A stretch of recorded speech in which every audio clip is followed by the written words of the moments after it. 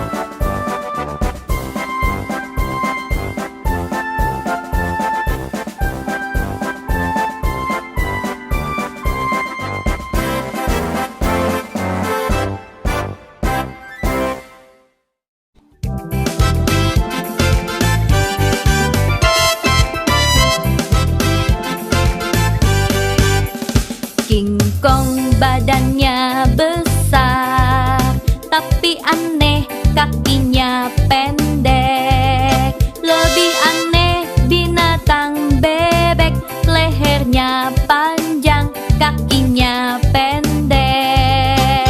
Haleluya, Tuhan Maha Kuasa.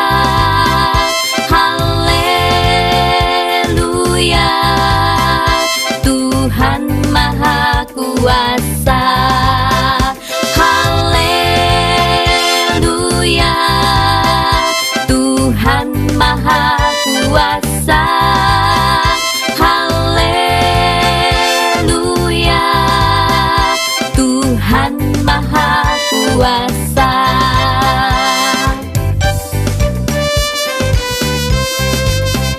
King Kong badannya besar, tapi aneh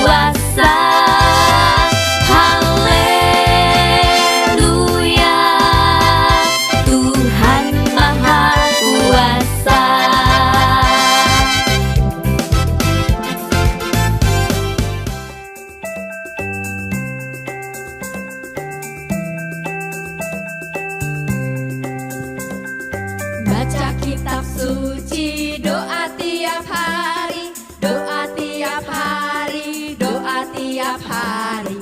Baca kitab suci, doa tiap hari kalau mau tumbuh. Baca kitab suci, doa tiap hari, doa tiap hari, doa tiap hari. Baca kitab suci, doa tiap hari kalau mau tumbuh. Kalau mau tumbuh, kalau mau tumbuh, glory haleluya. Baca kitab suci, doa tiap hari kalau mau tumbuh. Lebih lagi kita muji Tuhan. Baca kitab suci, doa tiap hari, doa tiap hari, doa tiap hari. Baca kitab suci, doa tiap hari kalau mau tumbuh. Kalau mau tumbuh, kalau mau tumbuh, glory haleluya. Baca kitab suci, doa tiap hari kalau mau tumbuh. Kalau mau tumbuh, kalau mau tumbuh, glory haleluya. Baca kitab suci, doa tiap hari kalau mau tumbuh. Yeay! Nah, adik-adik, setelah kita memuji nama Tuhan, saatnya kita mau dengerin firman Tuhan. Yuk kita sama-sama menyaksikan video berikut ini. Nah, selama kalian menyaksikan video, ingat tidak boleh ada yang ngobrol, tidak boleh ada yang ganggu adik atau kakaknya, atau teriak-teriak ke mama, mama, aku mau makan dong, mama, aku mau ini, aku mau itu. Enggak ya, tapi kita mau dengar firman Tuhan seperti waktu kalian di dalam gereja, di dalam kelas. Kalian mendengar firman Tuhan dengan baik, dengan sungguh-sungguh. Ingat, Tuhan melihat kesungguhan hati kalian di dalam beribadah kepadanya. Mari kita sama-sama menyaksikannya.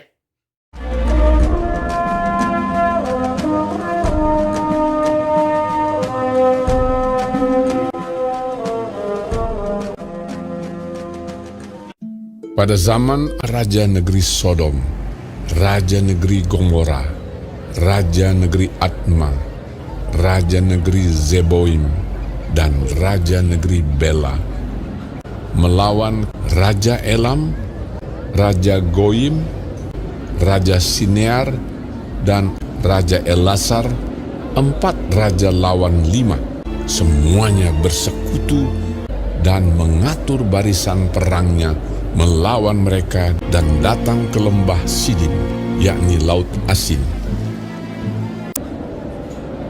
Di lembah Sidim itu, di mana-mana ada sumur aspal. Ketika Raja Sodom dan Raja Gomora melarikan diri, jatuhlah mereka ke dalamnya, dan orang-orang yang masih tinggal hidup melarikan diri ke pegunungan. Segala harta benda Sodom dan Gomora beserta segala bahan makanan dirampas musuh. Juga Lot, anak saudara Abram, sebab Lot itu diam di Sodom. Beserta harta bendanya dibawa musuh. Lalu mereka pergi. Kemudian datanglah seorang pelarian dan menceritakan hal ini kepada Abram, yang tinggal dekat pohon-pohon tarbantin kepunyaan Mamre.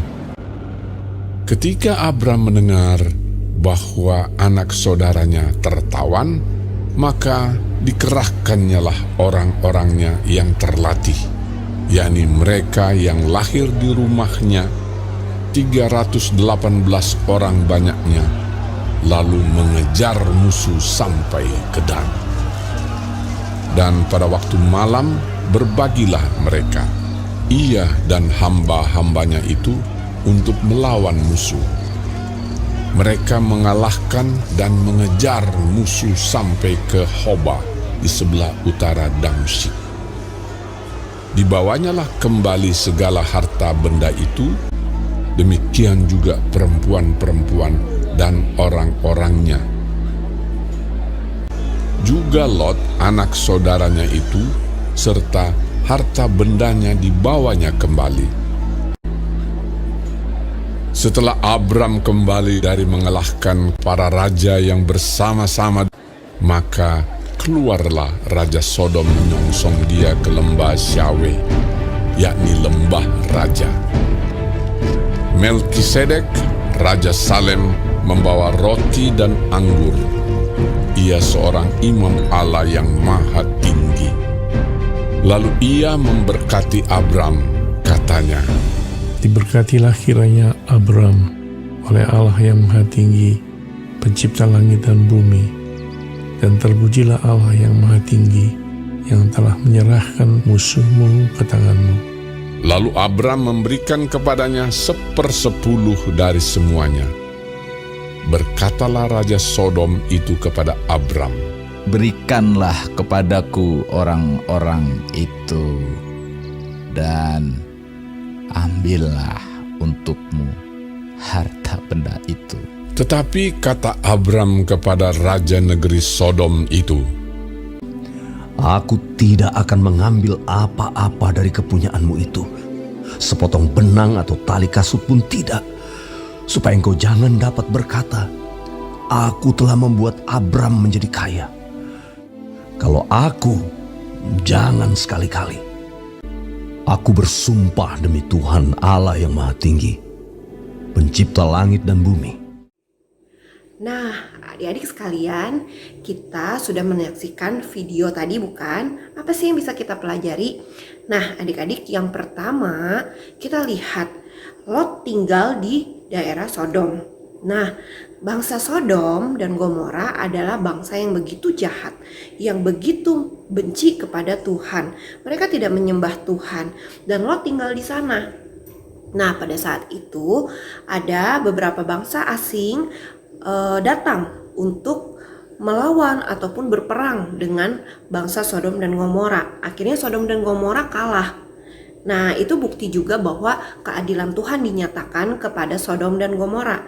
Tuhan tidak suka dengan orang yang jahat, dengan orang yang melakukan berbagai macam dosa. Nah, lalu bagaimana kasih Tuhan dinyatakan? Setelah Sodom dan Gomora dihancurkan, akhirnya ada banyak para tawanan dari Sodom dan Gomora dibawa oleh bangsa asing tersebut, termasuk juga Lot dan keluarganya beserta harta bendanya. Nah, adik-adik sekalian, tetapi Tuhan tidak berhenti untuk mengasihi Lot dan keluarganya, termasuk juga orang-orang Sodom. Nah, akhirnya Abraham melawan bangsa asing tersebut. Lalu mereka berperang. Waktu mereka berperang, maka Abraham bersama pengikutnya menang. Nah, akhirnya Lot bersama keluarganya, termasuk juga beberapa orang Sodom yang masih hidup di sana, dibawa pulang kembali ke daerahnya. Nah, kita lihat bahwa Tuhan begitu mengasihi Lot dan keluarganya.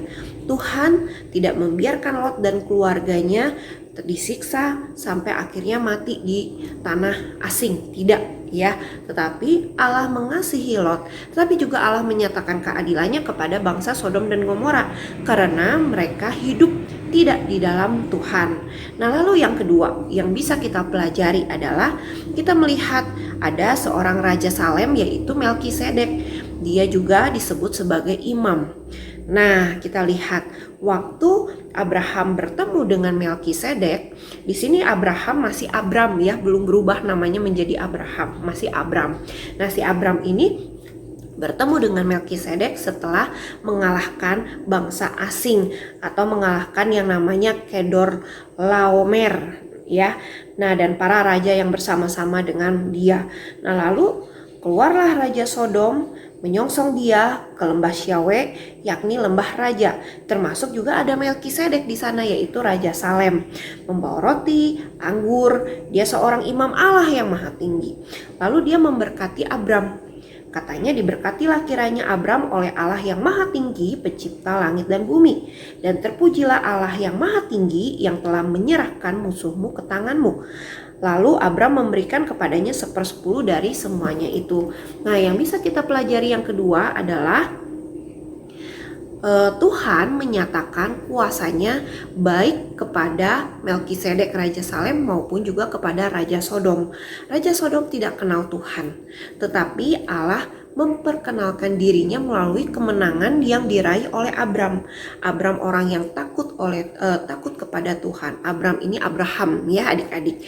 Nah, kita lihat akhirnya Melkisedek memberkati Abram karena dia juga adalah imam yang memang diperbolehkan untuk memberkati Abram.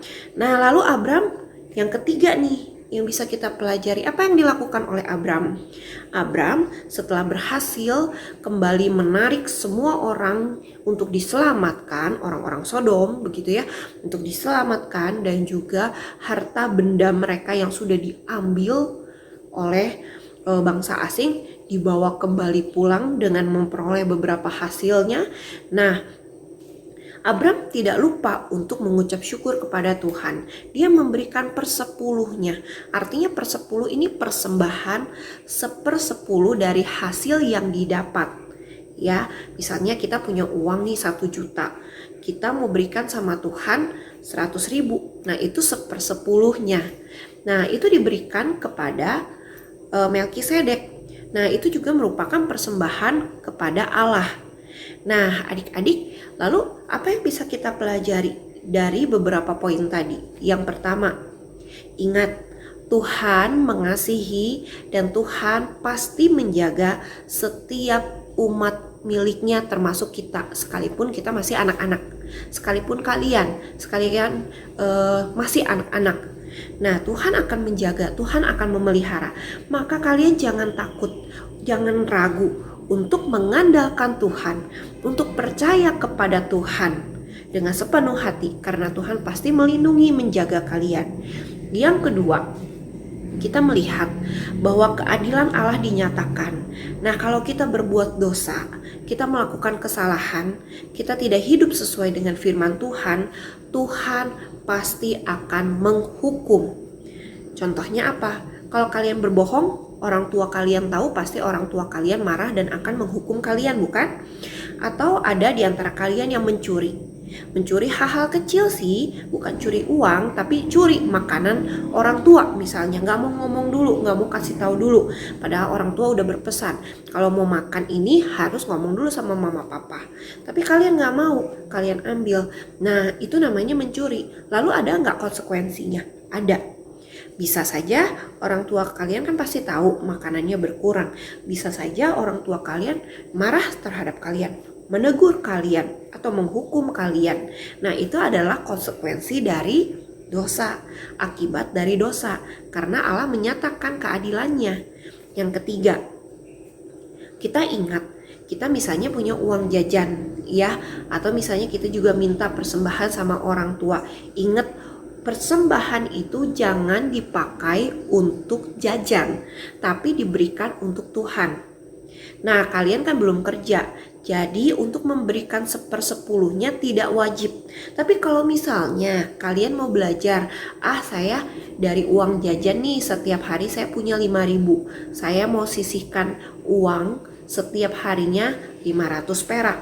Nanti di akhir bulan atau di awal bulan depan saya akan persembahkan sebagai 1/10-nya dari uang jajan saya. Atau uang jajan kalian 10.000, kalian mau tabung setiap hari 1.000. Untuk apa? Untuk persembahan persepuluhan kepada Tuhan. Setelah dikumpulkan selama 1 bulan, kalian baru berikan kepada Tuhan. Boleh atau tidak? Boleh, tapi memang belum wajib. Yang wajib adalah mama papa kalian yang sudah bekerja, yang sudah berusaha, atau cici koko kalian yang sudah bekerja, sudah berusaha, punya uang sendiri dari hasil pekerjaannya, wajib memberikan persepuluhan kepada Tuhan. Sama seperti Abram, waktu memperoleh hasil dari peperangan tersebut, hasilnya itu banyak, besar sekali, ya, tidak sedikit. Nah, Apakah Abram tergoda untuk tidak memberikan persepuluhan kepada Tuhan? Tidak adik-adik, ternyata Abram tetap memberikan persepuluhan kepada Tuhan. Nah, artinya dia tidak mencuri persembahan yang harus diberikan kepada Tuhan. Kita juga sama, kita punya persembahan setiap minggunya, berikan kepada Tuhan. Nah, adik-adik, kiranya firman Tuhan jadi berkat hari ini bagi kita sekalian. Mari kita berdoa. Bapa di dalam surga, kami berdoa mengucap syukur. Kami mau belajar menjadi anak yang mengandalkan Tuhan, percaya kepada Tuhan karena Tuhan adalah Allah yang penuh kasih, akan melindungi kami. Ajar kami juga ya Tuhan untuk tidak berlaku atau berbuat jahat, berbuat dosa, ataupun berkompromi dengan dosa, karena kami tahu Tuhan benci sekali dengan dosa. Lalu ya Tuhan, kami juga mau belajar memberikan persembahan. Kalau orang tua kami memberi kami uang untuk dipersembahkan, kami tidak mau pakai untuk jajan, tapi kami mau berikan semua itu untuk persembahan. Atau kami juga mau belajar dari uang jajan yang kami peroleh, kami mau sisipkan atau kami mau simpan sebagian dari uang jajan tersebut untuk kami persembahkan sebagai persepuluhan kepada Tuhan. Tapi Tuhan kiranya memimpin hidup kami, komitmen kami, agar kami tidak tergoda untuk memakai uang yang ada bukan untuk persembahan tetapi untuk jajan atau untuk membeli barang-barang lainnya. Padahal itu adalah uang milik Tuhan. Tuhan, sebentar kami juga akan kembali melakukan aktivitas kami. Besok kami akan kembali melakukan pembelajaran jarak jauh. Tuhan pimpin, Tuhan sertai kami. Dalam nama Tuhan Yesus kami berdoa. Amin. Nah, adik-adik, kita punya satu ayat hafalan ya. Ayat hafalan kita di dalam Roma 8 ayat 28. Roma 8 ayat 28. Yuk kita sama-sama baca ya. Kita tahu sekarang bahwa Allah turut bekerja dalam segala sesuatu untuk mendatangkan kebaikan bagi mereka yang mengasihi Dia, yaitu bagi mereka yang terpanggil sesuai dengan rencana Allah. Sekali lagi ya, Roma 8 ayat 28. Kita tahu sekarang bahwa Allah turut bekerja dalam segala sesuatu untuk mendatangkan kebaikan bagi mereka yang mengasihi Dia, yaitu bagi mereka yang terpanggil sesuai dengan rencana Allah. Kiranya firman Tuhan jadi berkat bagi kita sekalian. Sampai jumpa minggu depan.